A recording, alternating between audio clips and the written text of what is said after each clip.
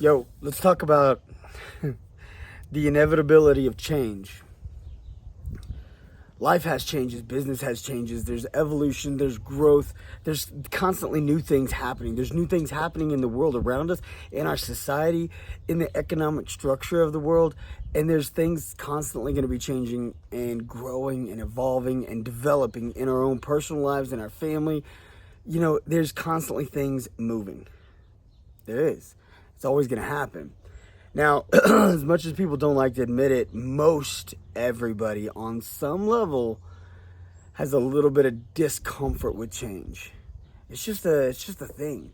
We like consistency. We like knowing that things are working. Some people get a thrill or an excitement out of things constantly happening and things changing. But even the people who love that consistency and love that adventurous side and love that change and that morphing and that just dynamic of the life continuing to evolve into something new, even the people who get thrilled by it tend to find some element in their life that they don't want changed. They don't want touched. They don't want it tampered with. I tend to be a little bit on the controlling side. So does Kimberly. Which took us a little bit of a minute to really get a good balance of, the things that I want to control and the things that she wants to control. But ultimately, both of us like being in control of our lives. We took a huge leap of faith when we did this journey where we went out on the road, when she took the job as a travel nurse and I started working on the road. We had lived in our house since, Corey was a little over 1 and Colton was a baby. We lived in our house and we liked our neighborhood. We helped plant the church that we had. We liked our school. Everything about where we were, we didn't want to change. But at the same time, we kept seeing different things in our life that we wanted to better. We were trying to elevate ourselves in our business and in our circle and just things like that. And it seemed like the more complacent, the more comfy that we had become just sitting in that spot, that we weren't moving forward. We began becoming more and more comfortable with just sitting still. Life isn't meant to be lived sitting still. I have a phrase, I say it all the time: if you're sitting still, you're doing it wrong. And it took me a long time to really even grasp what my own phrase meant. Because I kept thinking, I got to keep moving, right? I got to keep hustling. I got to keep growing my business. I got to keep keeping up with the boys and everything that they're doing. I got to keep up with Kimberly and what she's doing. I got to help her with her career. Got to work on my career. Got to be there for my mom and my brother, my sister, my homeboys, my friends, Kimberly's family, my family, our friends, our neighbors, or whatever. And I wanted to be there for everybody. I wanted to do it. And that to me at the time, I was like, if you're sitting still, you're doing it wrong, because you got to be moving. You got to be doing things for yourself or for your community, for God, or for something. But you know what? It's bigger than that too. Sometimes sitting still isn't the absence of movement or the absence of activity. Sometimes sitting still is just that complacency, just that comfortability, just that routine that you've allowed yourself to get into that you think is just routine, but it becomes a rut.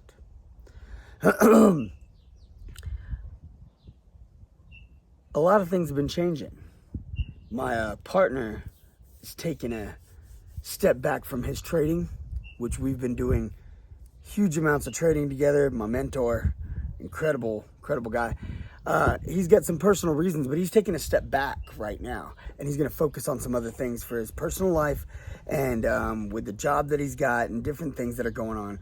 I just recently got a new channel manager as of yesterday.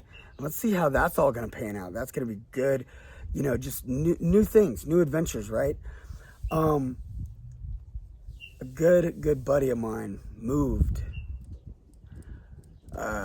He moved back to Texas. He's been on the road, and we've shared lots of stories back and forth. And now he's back in Texas. Him and his wife just got a house. Him and his wife just found out they got a baby on the way. Change is good. Business changes. like I said, man, business grows, it evolves. Just it's a living, breathing entity. Some people miss that part of it. Some people don't see your business as living and breathing and growing, but it is. If it's not growing, then it's stagnant.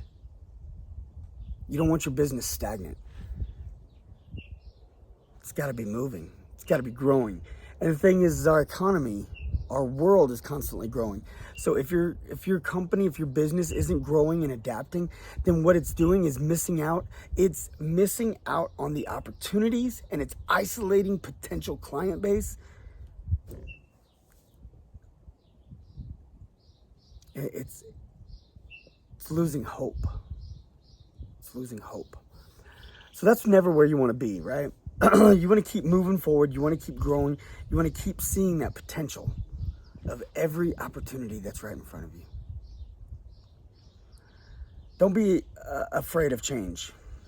It's interesting that neurologically, I love this because it has worked for me when I've talked to people about public speaking, because public speaking is something that, I was kind of a little bit uncomfortable when I was a kid, but it didn't take long really for me to open up. I mean, I know I come across as shy.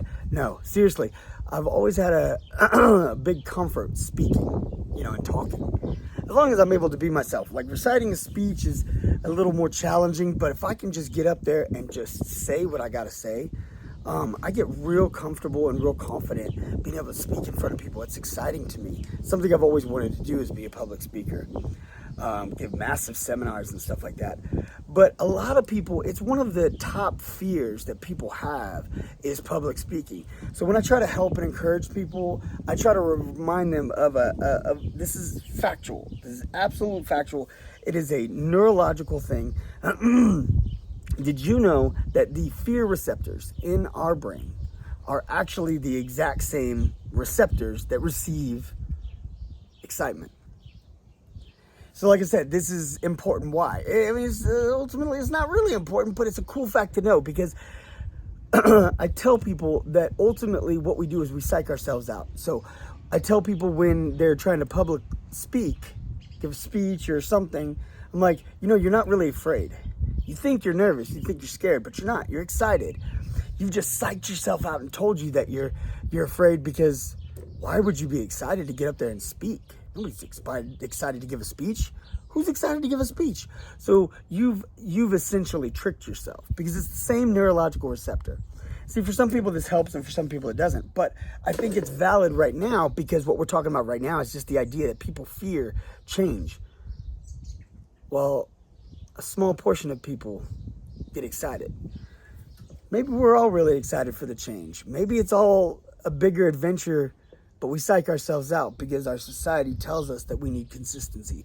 Our society tells us what's supposed to be. Our society has conditioned us over time that we're supposed to have A, B, and C, and it's supposed to work out this way. We've got friends, we've got community, we've got family, and everybody's supposed to work consistently in this unit, right? With all gears and all cylinders working together, right? So we've become accustomed to this through that comfort level that we've built up, and this conditioning that we've conditioned not only ourselves but each other, that we've become aware, so to speak, that this is the norm and this is what it's supposed to be. Therefore, when change happens, we get a little uncomfortable. But maybe we're not uncomfortable. Maybe we're psyching ourselves out because of what the norm is. What we're telling ourselves should be, instead of embracing the moment. Maybe we're much more excited than we think we are. So in your business, in your life, in your journey, embrace the change. Embrace it, let it happen, enjoy it.